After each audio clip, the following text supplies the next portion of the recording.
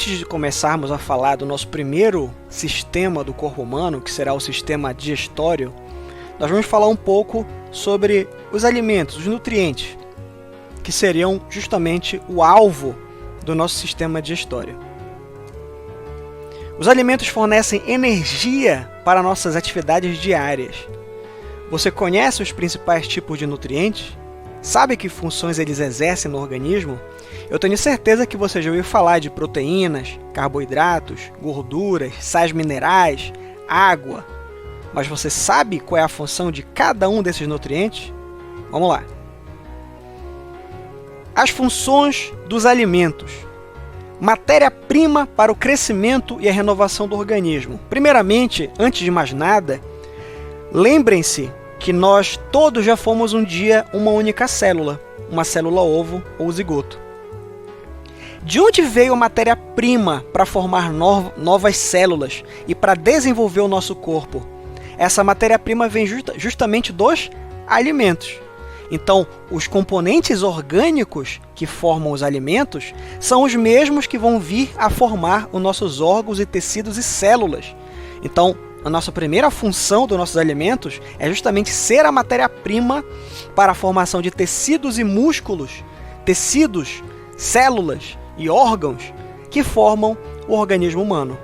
Ele fornece energia, sim, a energia para o funcionamento desses órgãos, ela é obtida a partir da alimentação. Regulação de diversas funções do organismo, manutenção da temperatura do corpo, por exemplo. Existem nutrientes que são específicos para cada tipo de função do nosso organismo. Por exemplo, as vitaminas fazem isso. Elas regulam o funcionamento de algumas funções do nosso organismo. A energia dos alimentos pode ser medida em calorias. É comum a gente ouvir falar esse termo, né? Calorias. No entanto, costuma-se usar a unidade de medida chamada de quilocaloria. Por quê? Porque uma caloria é muito pequena, é muito pouca energia uma caloria.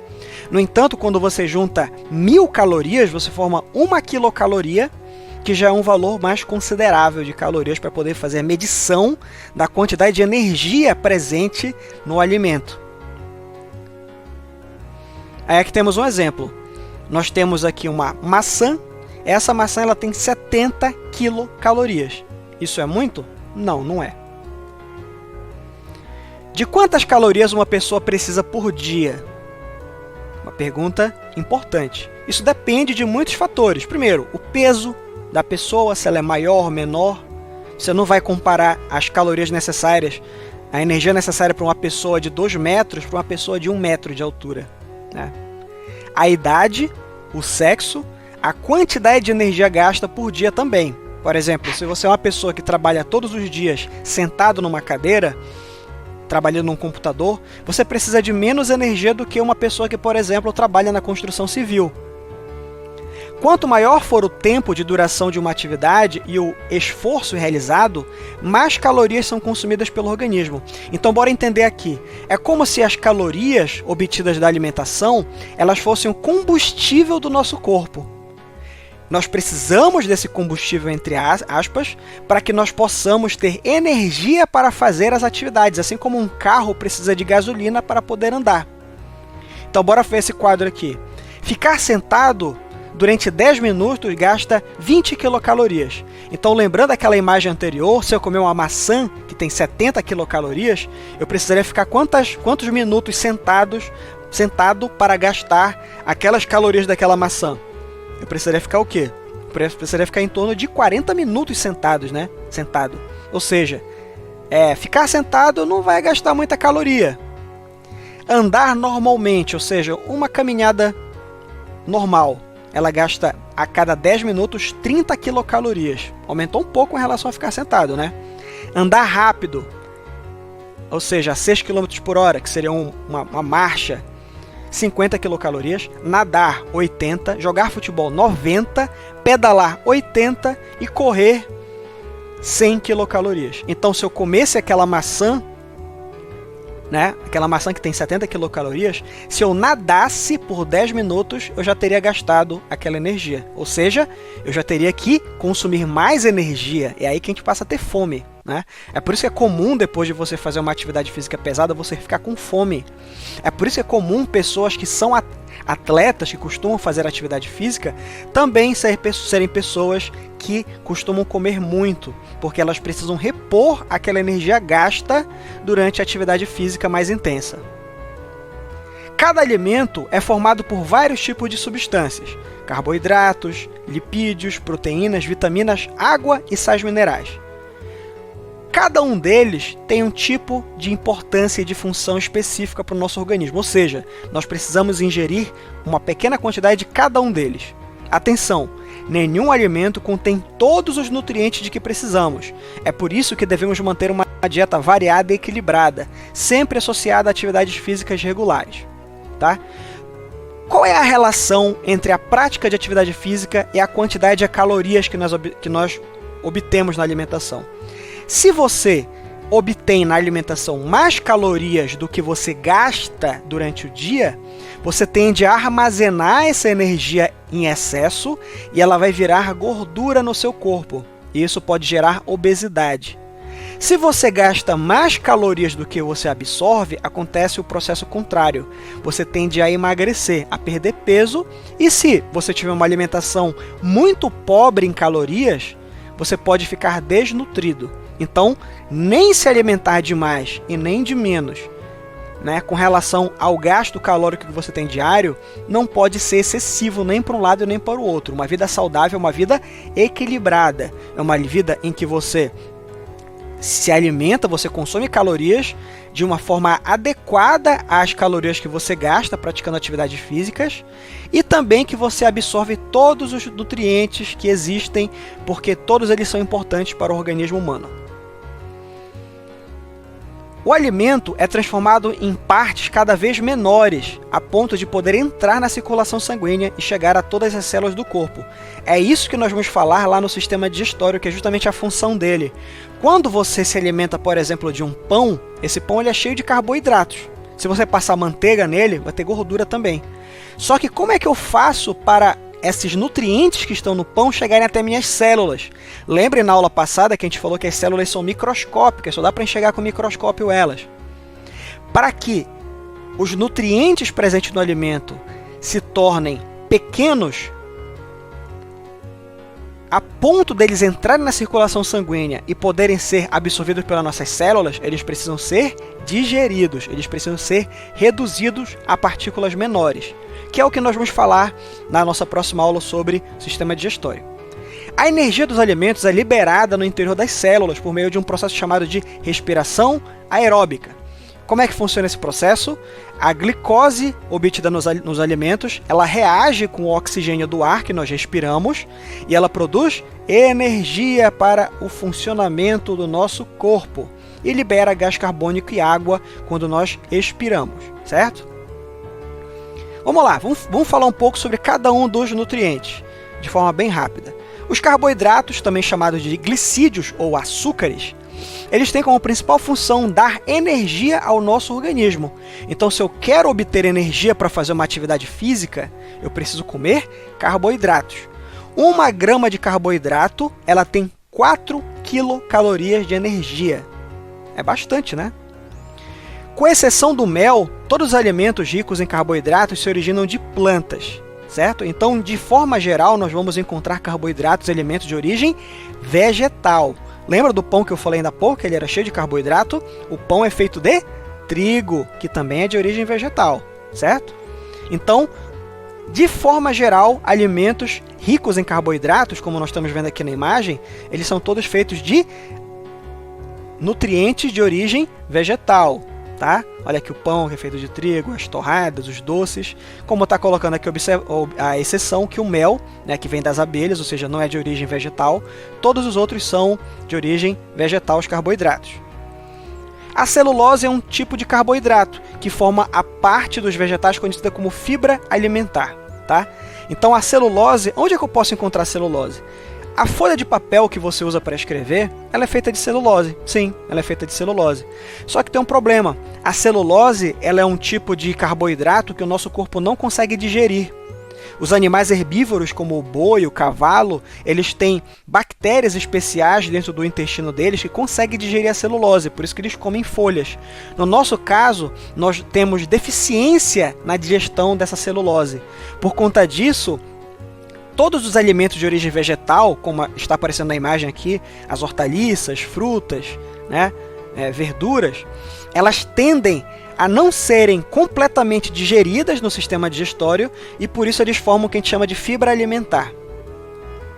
As fibras são importantes na alimentação porque aumentam a absorção de água e amolecem as fezes, evitando problemas intestinais como, por exemplo, a prisão de ventre. Outro tipo de nutriente, lipídios, também chamados de gorduras. Qual é a principal função dos lipídios? Eles são reservas de energia para o organismo. Então, os lipídios, eles são armazenados, eles servem de reserva de energia para o nosso organismo, para quando nós precisarmos de energia, caso nós tenhamos uma carência alimentar, uma escassez de alimento. Então, olha a diferença entre o lipídio e o carboidrato. O carboidrato ele fornece imediatamente energia para a gente. Já os lipídios não, eles tendem a armazenar essa energia. Eles são encontrados na construção de parte da célula, na formação de alguns hormônios.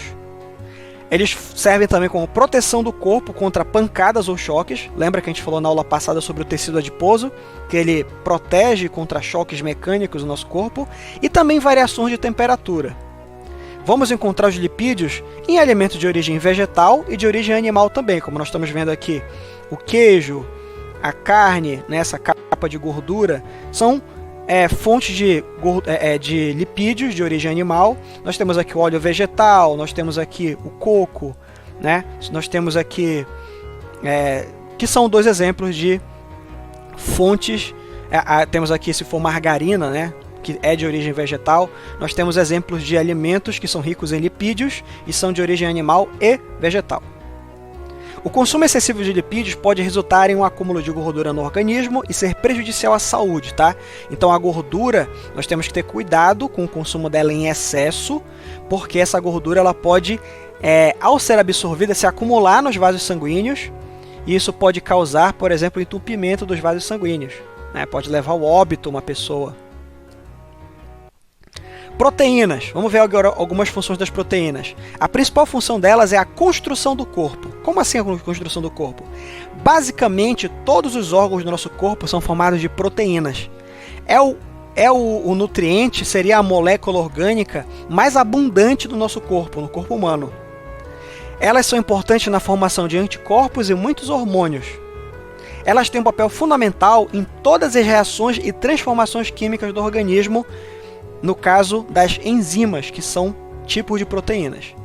Proteínas são formadas pela união de partes menores, que são chamadas de aminoácidos. Então, o que é um aminoácido?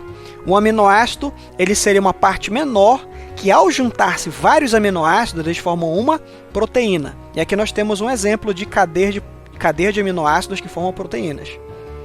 Representação de trecho da queratina, que é a proteína do cabelo, tá? Então isso aqui é a proteína do cabelo, a queratina, e cada símbolo desse aqui é um aminoácido que, ao se ligar, forma essa proteína chamada de queratina. Essa aqui é uma representação da hemoglobina, que é uma proteína encontrada nas hemácias, que é justamente essa hemoglobina que dá a cor vermelha para o nosso sangue, tá? E aqui os aminoácidos que formam essa proteína.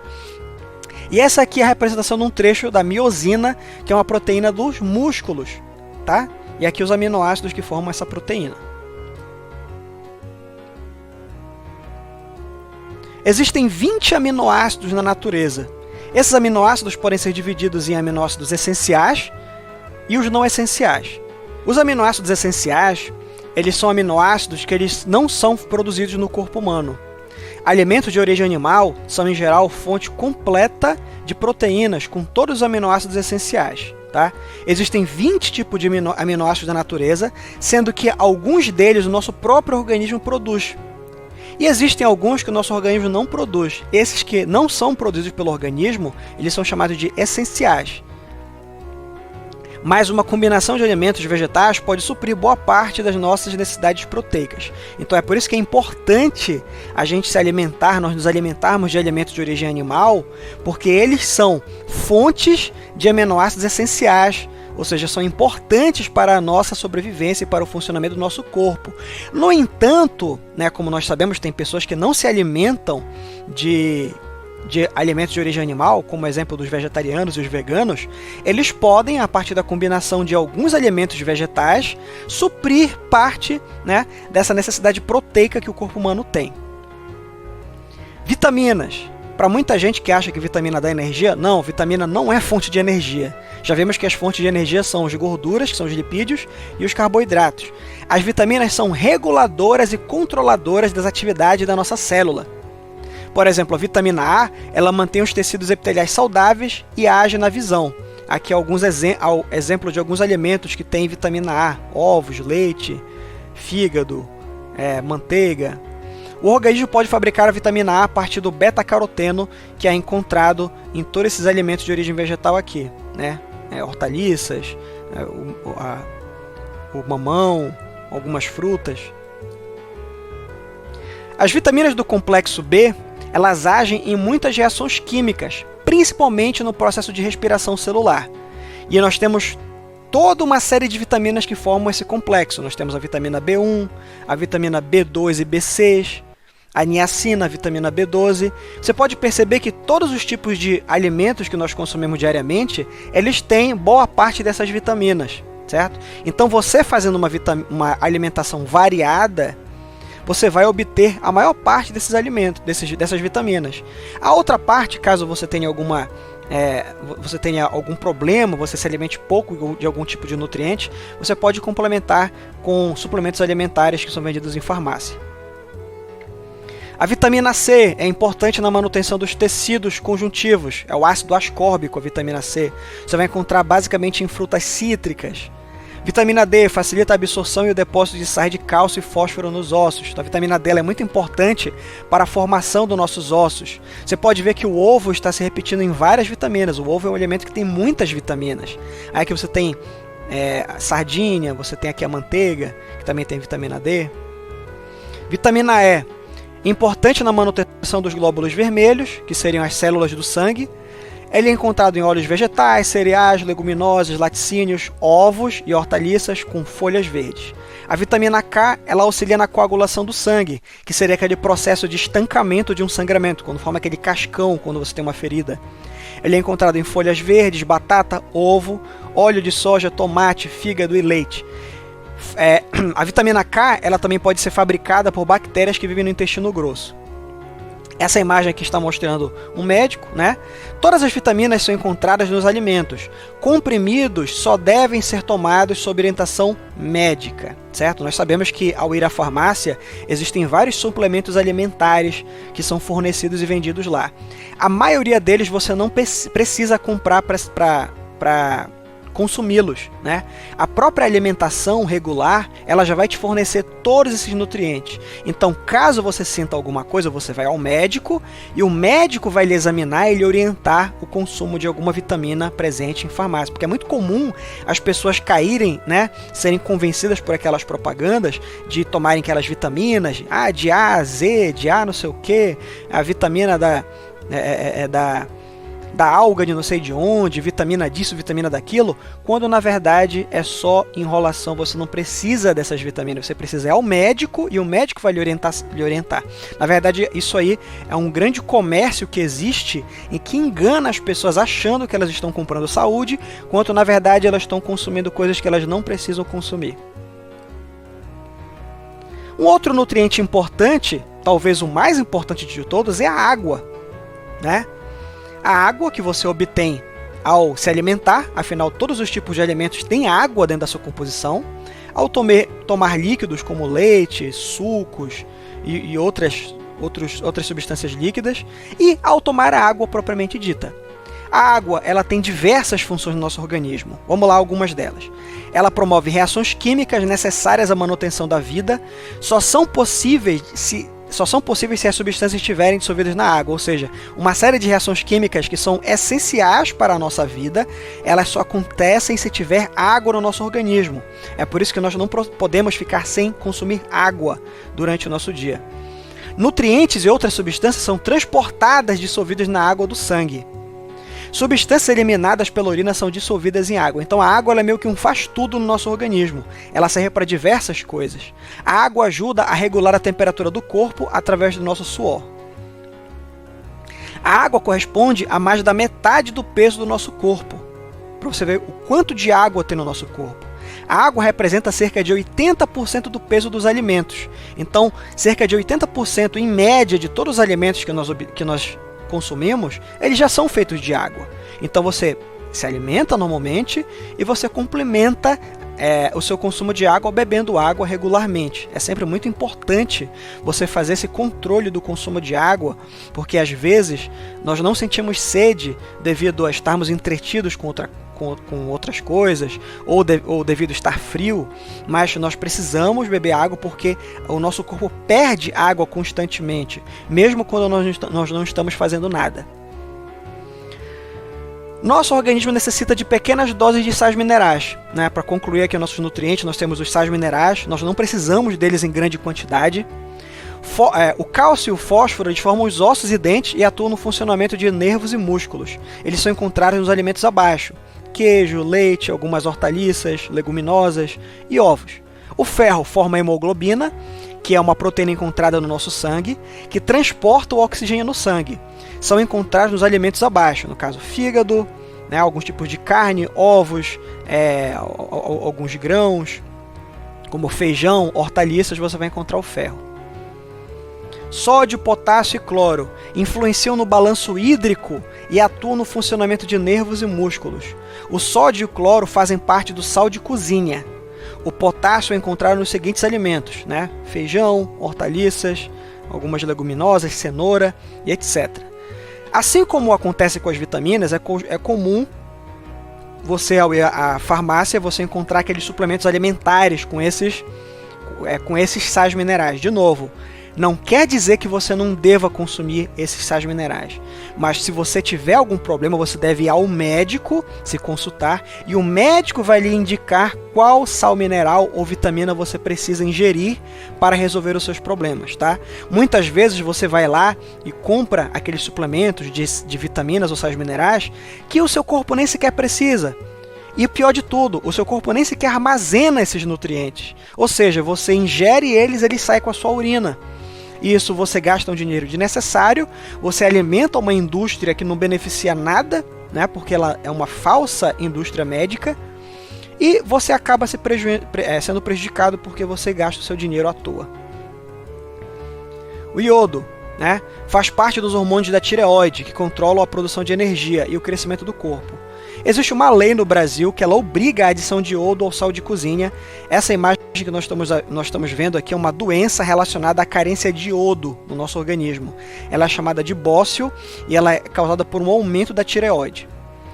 O flúor ele participa da formação dos ossos e dentes. Em muitas cidades é adicionado na água encanada o flúor, que é justamente para auxiliar a questão dessa prevenção com relação aos ossos e os dentes das pessoas. Kindness in the crowd.